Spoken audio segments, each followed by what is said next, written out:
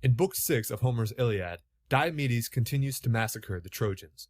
Helenus, the chief Trojan prophet, urges Hector to return to Troy and command the Trojan matrons to pray to Minerva to remove Diomedes from the battlefield.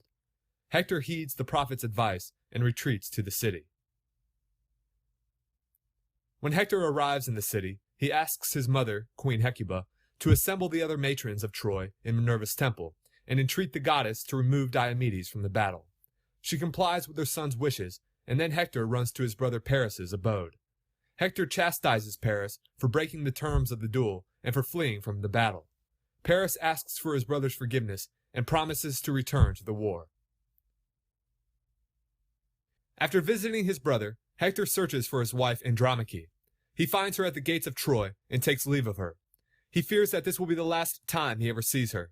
He fears that he will die, Troy will fall, and the Greeks will enslave her. He nevertheless returns to the war, despite Andromache's protests, because he desires fame and honor above all else. Me, glory summons to the martial scene. The field of combat is the sphere for men. Where heroes war, the foremost place I claim, the first in danger as the first in fame. While Hector is away from the battle, both the Greeks and the Trojans suspend the fighting. In the space between the two armies, Diomedes meets the Trojan hero Glaucus. After discussing their lineage, they realize that their ancestors were friends and perform the rites of hospitality for one another. Thus, they exchange arms and vow never to harm each other.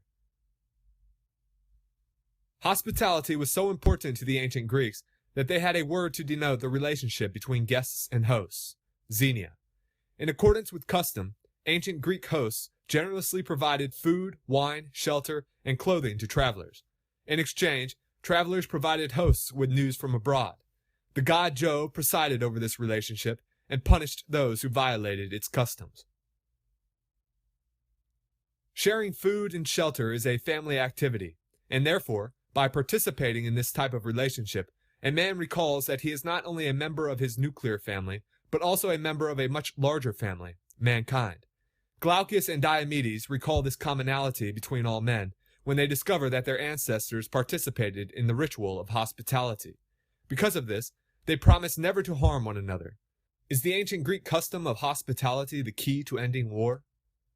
I hope that you enjoyed watching this video. Please like, comment, and subscribe. Farewell.